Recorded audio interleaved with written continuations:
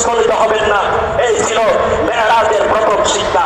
সত্যের উপর অবিচলতা এবং নীতির প্রশ্নে আপোষশীলতা মেরাজের এই প্রথম শিক্ষা আমাদেরকে মনে রাখতে হবে ইনশাআল্লাহ।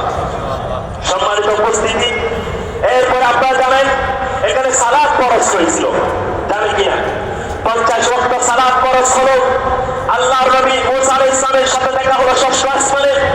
মুসা আলাইহিস সালাম বললেন, আপনার উম্মতেরা এই দায়িত্ব পালন করতে পারবে না, দৈনিক 50 ওয়াক্ত নামাজ কখনোই পালন করতে পারবে না, আপনি একটু কমিয়ে নিয়ে আসুন।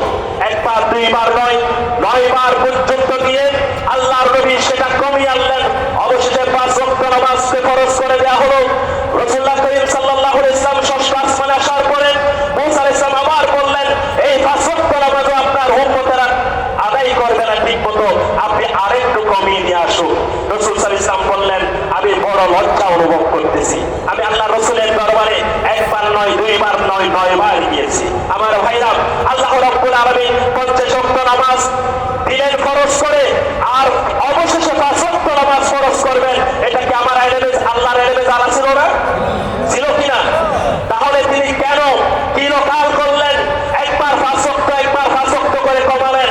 এর কারণ হচ্ছে আল্লাহ রাব্বুল আলামিন নিজেই চায় তার নবী মুহাম্মদ মুস্তাফা সাল্লাল্লাহু আলাইহি ওয়াসাল্লাম অন্তত এই ওসিলায় বারবার তার কাছে আসুক। বলুন সুবহানাল্লাহ।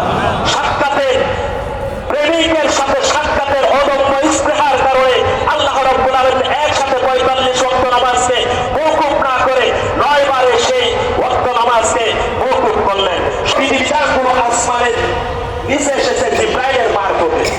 রোজা, হজ, যাকাত, জিহাদ, সাদকা, অসংখ্য বিধিবিধান রয়েছে ইসলামে। সমস্ত বিধিবিধানগুলো আকাশ থেকে নিচের দিকে এসেছে। রাসূল যেখানে গিয়েছেন, মক্কায় থাকলেন, হযরত জিবরাইল বিধান নিয়ে মক্কায় গিয়েছেন। রাসূল সাল্লাল্লাহু আলাইহি ওয়াসাল্লাম যদি মদিনায় থাকে, হযরত জিবরাইল সব বিধান নিয়ে মদিনায় গিয়েছেন।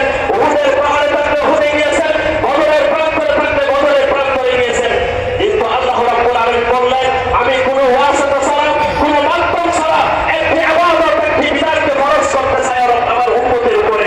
সেই বিধানটা ফরজ করার জন্য আল্লাহ রাব্বুল আলামিন আকাশ থেকে ওই বিধানটা তিনি নাযিল করেন নাই ফেরেশতার মাধ্যমে, বরং ফেরেশতাদেরকে বললেন, তোমরা তাকে নিয়ে আসো মেহমানের মতো করে। যখন সিদরাতুল মুনতাহায় গেলেন, ফেরেশতা জিবরাইল, এখানে জিবরাইলের কোনো ওয়াসিতা আল্লাহ গ্রহণ করেন নাই, সরাসরি আল্লাহ রাব্বুল আলামিন কথা বলেছেন। বলুন সুবহানাল্লাহ। নবী হে, আপনি চলে যান 5 ওয়াক্ত নামাজ নিয়ে। ইয়া মুহাম্মদ, ইন্নাহু লা ইউবদিলুল কওল লাদাইয়া ওয়া ইন্না বিকা বিহাদিহিল 55 তিরমিজি শরীফের হাদিস। রাসূল সাল্লাল্লাহু আলাইহি ওয়াসাল্লামকে আল্লাহ ডাক দিলেন, আরশ আজিম থেকে আপনার উম্মতদেরকে বলে দিন তারা 5 ওয়াক্ত নামাজ ঠিকমতো আদায় করতে। আমি আল্লাহ রাব্বুল আলামিন 5 ওয়াক্ত নামাজের পরিবর্তে 50 ওয়াক্তের সওয়াব তাদের আমলনামায় দিয়ে দেব। সুবহানাল্লাহি বিহামদিহি। এরপরে 3 নম্বর আরেকটি শিক্ষা হচ্ছে ইমানের নতুন পরীক্ষা।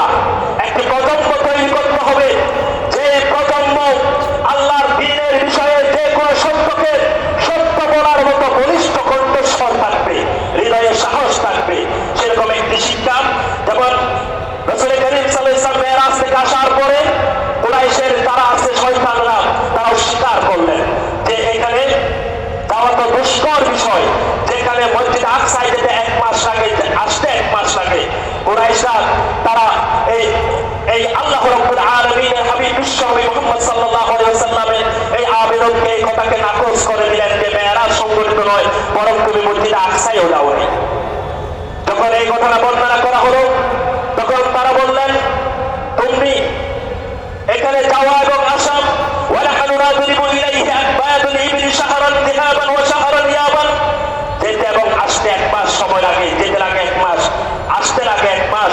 ফাকালা আবু বকর বললেন যে কুরাইশের সেই কাফের দলে তারা গিয়ে যখন আবু বকরকে বললেন, তোমার বন্ধু মুহাম্মদ সাল্লাল্লাহু আলাইহি ওয়াসাল্লাম এই কথা বলতেছে যে সে মসজিদ আকসায় গেছে, সপ্ত আসমান সফর করেছেন, এই কথাটা তাহা মিথ্যা।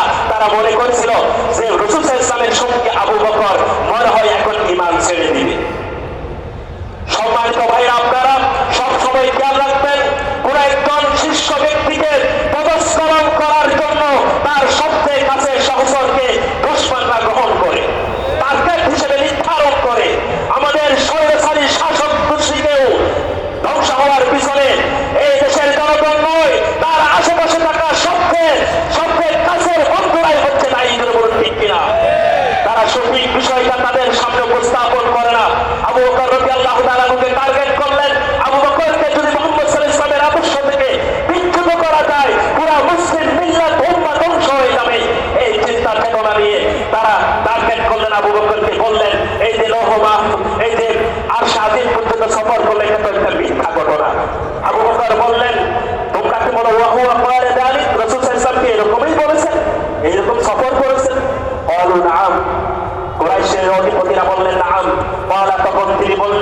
ইনকানা কাদ ক্বালা ফাকাদ সাদাকা, যদি তিনি বলে থাকেন তাহলে শুনে রাখো তিনি সত্য বলেছেন।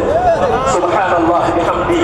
যখন একটি চরম আশ্চর্যের বিষয়, আজকে রকেট হওয়ার কারণে, উড়োজাহাজ হওয়ার কারণে, বিমান হওয়ার কারণে আকাশে উত্তোলন হওয়াটা আমরা সহজ মনে করতেছি। আজ থেকে ১,৫০০ বছর আগে ফিরে যান আপনি, প্রথম আসমানে যাওয়া, দ্বিতীয় আসমানে যাওয়া, এটা কি কল্পনাও করা যায়? আর এই কারণে অসংখ্য মানুষ কিন্তু ইমান থেকে পদস্খলন হয়ে গেছে। যেমন হযরত ইবনে কাসির রাহিমাহুল্লাহ তিনি তার